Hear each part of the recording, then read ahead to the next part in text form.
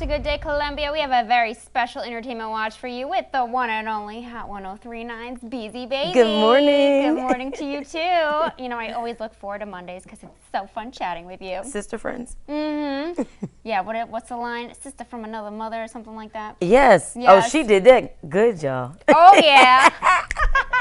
Kicking things off. The father is Drake. That's right. The rapper confirms in his latest album, Scorpion, released on Thursday, that he has a baby son. He reveals the news in March 14 lyrics, stating, "I wasn't hiding my kid from the world, I was hiding the world from my kid," and goes on to reference tension with the boy's mother, saying, "Hopefully by the time you hear this, your mother and I will have come around instead of always cutting each other down." The mother is reportedly a French artist and former adult film star who gave birth to their son in October. I have to say, I know that I admire celebrities who are able to keep parts of their personal life secret and private, and that's what he's done. Yes, he has. But he was giving us clues all along. Okay, so he really wasn't. Yeah, he was like, okay, I really don't want to tell everyone because you know how we are, especially social media. But people get talking. yeah, and they're not married, and she doesn't have a clean past, so you know it was going to be a mess. But either way, he said in one of his songs, "I only love my bed and my mama, I'm sorry." And we thought he liked sleeping. Yeah. Well, his son's name is Adonis My Bed. Oh. Right. We see you, Drake. We see you. But yes. So he's been telling us, I love my son, you know, but you can't expect to have a good relationship with someone you only met Had fun one with, time. You know, it happens, I guess. Yes, it does. What are you going to do? Moving on, Gwen Stefani is just a girl with a Las Vegas residency. The rocker show kicked off on Wednesday at the Planet Hollywood Resort and Casino. Stefani says she got nostalgic while looking back at her music with No Doubt and solo hits like Holla Back Girl. She hopes that people who see her show can walk away with good memories of those times too. The Gwen Stefani Just a Girl residency is set to run until next March, and it seems like Las Vegas residencies are all the rage right now. I love it. J-Lo had one, Mariah Carey, Backstreet Boys, Boyz II Men. I mean, the list goes on. So many famous people kind of saying, okay, well, I'm not on tour anymore. Let me go sit in Vegas and chill out. Yeah. And I love it for the consumer, too, because we can take a trip to Vegas and check out one of our favorite acts. Have you ever been?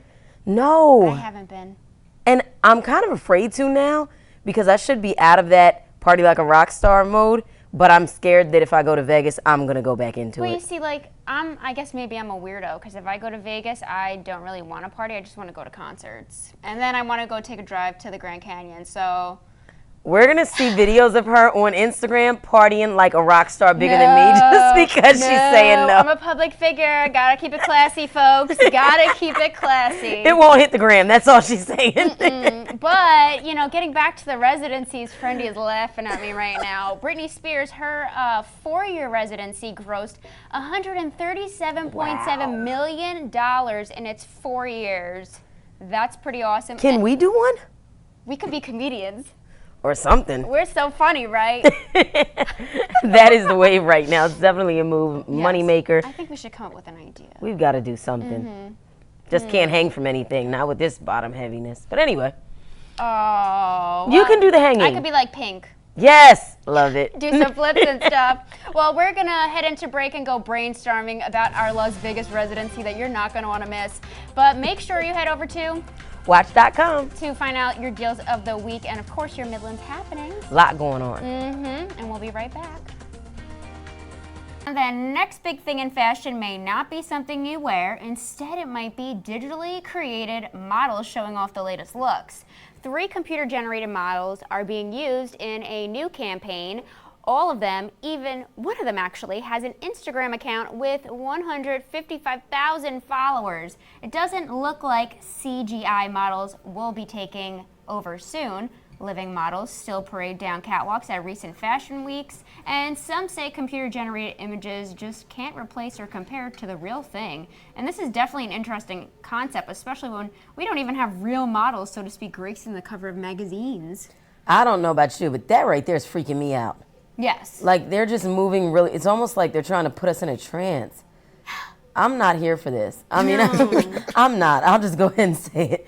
I'm not here for it. I think that they're slowly trying to figure out how they can cut costs. Next thing you know, they'll have a fake Beasy and Natalie up here. Oh, and here's your entertainment report. We ain't going anywhere.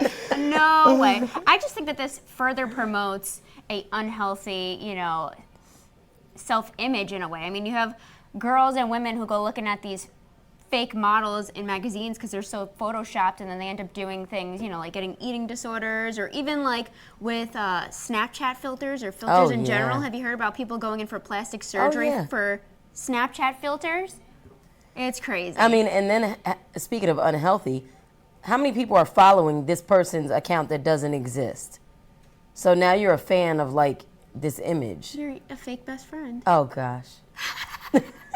On to other things. Welcome back to Good Day Columbia. I'm Natalie Parsons, and we have a very special entertainment watch for you with the one and only Hot 103.9'S Beasy Baybie. Hello, good morning. Happy marvelous Monday to you all. And kicking things off, yes, it's been getting a little chilly here in the Midlands over the past week, but it's nothing compared to the freezing temperatures New York is feeling. And Bronx-born rapper Cardi B is helping those in need stay warm. That's right, the I Like It entertainer visits the Gravesend neighborhood in Brooklyn to hand out free winter coats during one of the coldest nights, with temperatures dropping to the low 40s.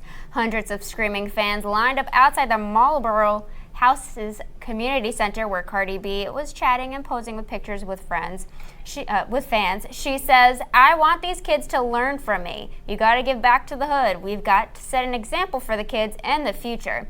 All coats, as well as some shoes, were donated with the help of Trax NYC, Daniels Leather, and New York Tent Sale. I like stories like this. I love this because, once you make a certain amount of money and you leave the area that you were living in, that doesn't mean you should forget about it. A lot of people do, unfortunately. Yeah. And I was reading Beyonce also gave like $7 million back to her hometown local project community. And they furnish apartments for homeless people. And then they also give them like counseling, financial counseling, so that they can learn to do better moving forward. So I thought that was dope as well. I love that, because it's really one of those things where you need to like keep in mind, like, remember your roots, remember where you came from, because I feel like remembering how hard you work to get to where you are, that keeps you humble. Well, and two, we're all like one misused paycheck away from homeless. That's true. Like none of us are really too wealthy. No. Yeah. I'm Natalie Parsons, and it's time for your entertainment watch with the one and only Hot 103.9'S Beasy Baybie. She has been busy, and we're so glad you're here, of course. Glad to be back. Getting right into things, kicking things off. It got a little scary at this weekend's A3C Festival and Conference in Atlanta. Here's some video showing thousands of concert goers running from the Georgia Freight Depot venue after reports of a shooting. While rapper Lil Wayne performed at the two-day music festival on Sunday night, Atlanta police responded to the scene but could not find evidence of a shooting, even though someone reportedly yelled there was a gun. The rapper later took to social media saying he hopes everyone at A3C is safe. At least a dozen people sustained minor injuries while fleeing the area. That is crazy. I'm going to tell you two things I get from this story. One, if one person starts running in a crowd, everybody's running. If you run right now, I'm running. So I think that can be, kind of what may have happened here. And also, I just hate how you can't even go to a concert anymore. Well, and Lil Wayne's rapping and then shots ring out, almost like he said a lyric that made someone say, "I think I should shoot right now." Things happen. It's the world, and hopefully nothing, hopefully there wasn't a shooting at the event. I hope. But it's just, you had the Ariana Grande concert in overseas. And she doesn't rap about gangster stuff, so people are just babies people. At the concert. Yeah. And then there was the whole Las Vegas country festival thing, and then this. It's just, it's crazy. The day the times we live in. Yes.